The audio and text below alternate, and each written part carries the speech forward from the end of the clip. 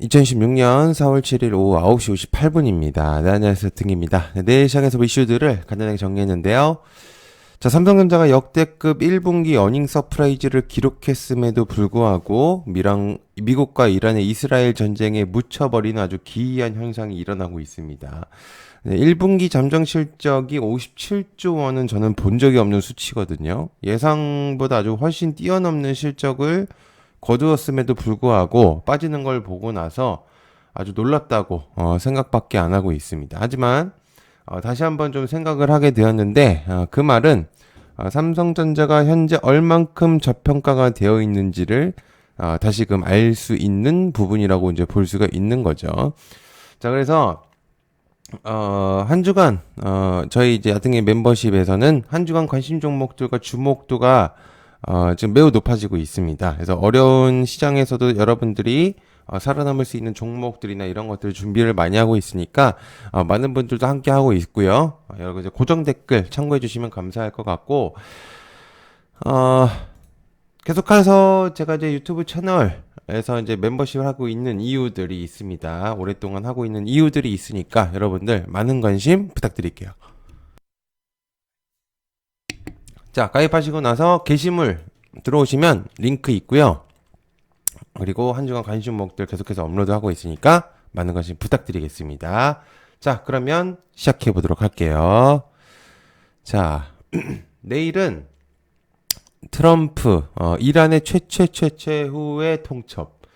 내일 오전 9시가 기점이다. 석유와 해운 에탄올 정도로 일단 넣었습니다. 일단은 기자분이 얼마나 짜증이 났으면 저렇게 타이틀을 적었는지 저는 감도 안 옵니다. 일단은 스틸 좀 넣을게요. 일단 넥스틸과 휴스틸 정도로 일단 좀 넣고요.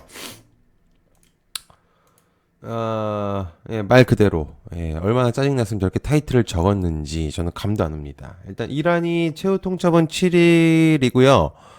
오후 9시라고 이제 적혀져 있거든요. 그래서 근데 또 미루면 어떻게 될지 모르죠. 그래서 워낙 또 변덕이 심한 인물이기 때문에 이제는 뭐가 맞는지도 모르겠습니다. 그래서 이랬다가 저랬다가 하기 때문에 근데 이제 문제는 뭐냐면 그렇게 함으로써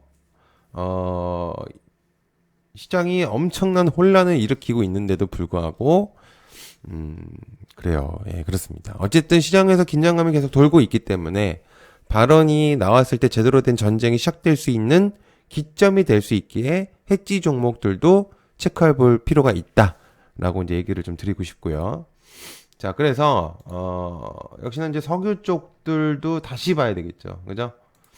전쟁이 제대로 되게 시작이 된다라면 그래서 석유 쪽에서 다시금 또 부각이 될 가능성이 있겠고 역시나 해운 쪽에 또 의미도가 있을 수 있겠고요. 그리고 또 그렇게 되면 또 식량 쪽에서도 영향이 좀 있을 수 있는데 제가 볼 때는 스틸 쪽의 의미도들도 많이 좀 올라갈 것 같아요.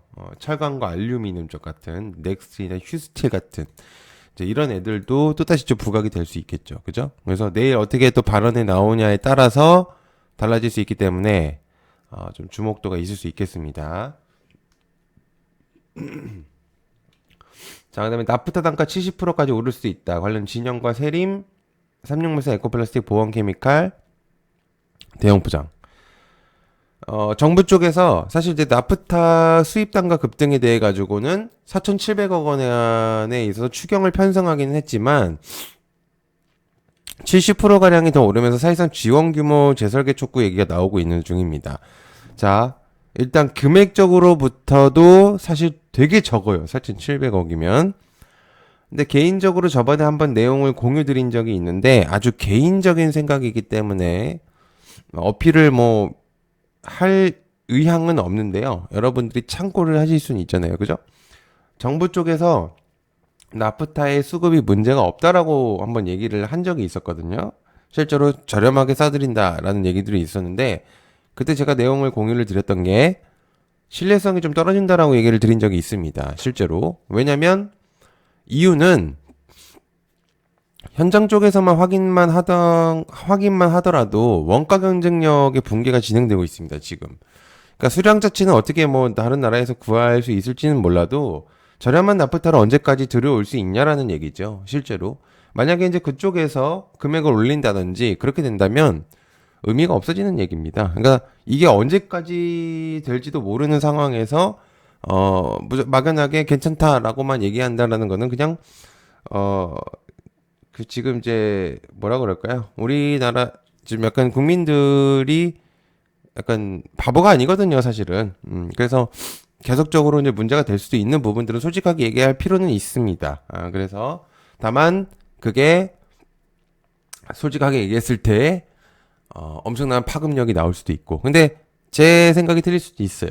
정부 쪽에서 좀 더 진짜 확실하게 가져올 수 있는 구간들이 있다라면 제 얘기가 틀리겠죠. 다만 근데 제 생각엔 공장들이 지금 돌리는 것, 판매하는 것보다 원가가 더 비싸다 보니까 배보다 배꼽이 더 큰 거예요. 그러니까 셧다운 얘기가 들리는 거고 당연히 실제로 멈추고 있는 상태고요. 그래서 수급이 진짜 문제가 없는지는 잘 모르겠습니다. 그래서 여러분들이 이게 나프타가 비닐봉지 이쪽만 생각을 하고 계신데 그게 전혀 아니죠. 전반적인 얘기를 통틀어서 얘기를 하는 겁니다.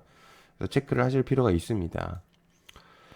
자, 세 번째, 아부다비 알루미늄 생산 정상화에는 1년이 걸린다. 관련해서 남선 알루미늄과 조일 알루미늄, 사마 알루미늄. 알루미늄 재련소에는 한번 가동이 중단되면은 설비의 문제가 크게 나는 곳 중에 하나입니다.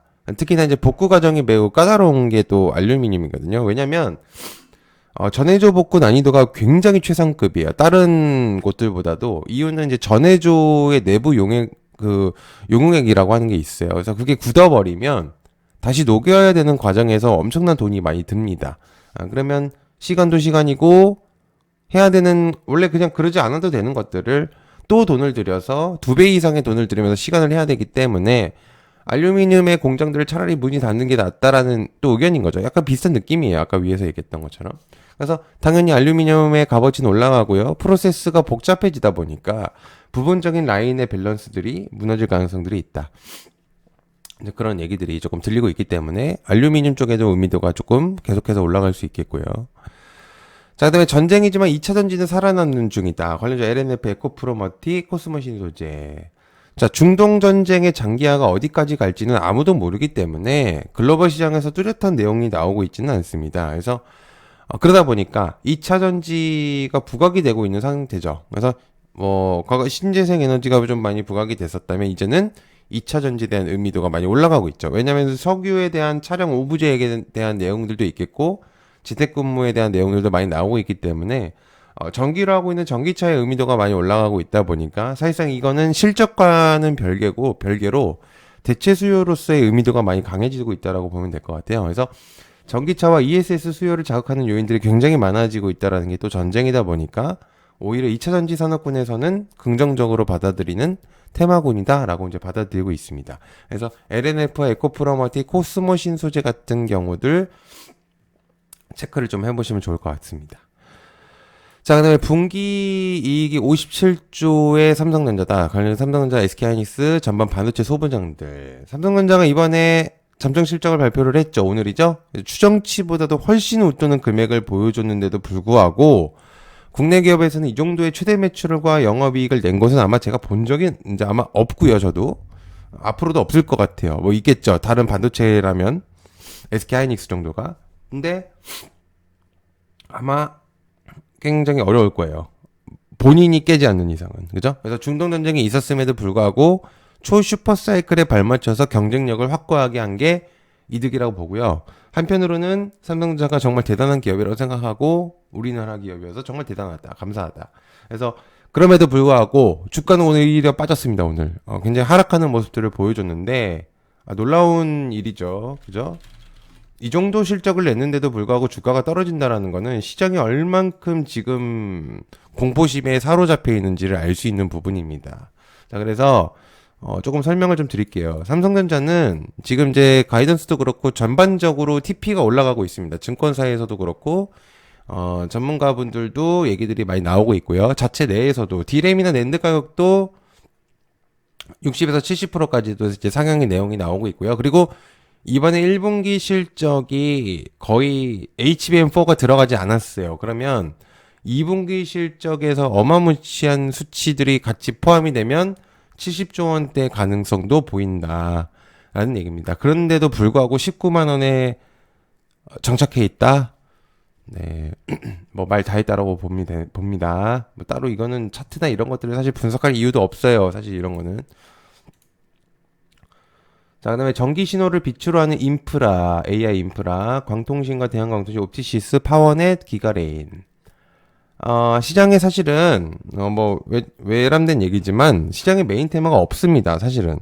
그러니까 사실은 달마다 뭔가에 뚜렷한 애들이 보이기 마련인데 그런 것들이 없다 보니까 젠슨항이 과거 발행했던 광통신이나 이런 것들이 자꾸 부각이 되고 있어요. 그러다 보니까 이상하다라고 표현하는 게 아닙니다. 원래 이제 그런 시장이에요. 국내 시장은. 근데 지금 시장에 얼만큼 메인이 없는지를 다시 보여주는 사례이기도 해요. 그래서 이유는 크게 없는데 이슈에 대한 주목도도 주목이겠지만 실제로 지금 투자자들은 할 게 없다 보니까 자꾸 움직이는 것에 따라붙는 경우들이 대체적으로 많습니다. 그래서 광통신이나 대한광통신, 옵티시스 이런 애들이 다시 부각이 되고 있다. 자체적으로 뭐 내용들도 있겠죠. 그럼에도 불구하고 계속 저런 내용들이 나오고 있다라는 거. 자, 그다음에 K9과 155mm, 5mm죠. 포탄 패키지 수출과 하나에서의 인수.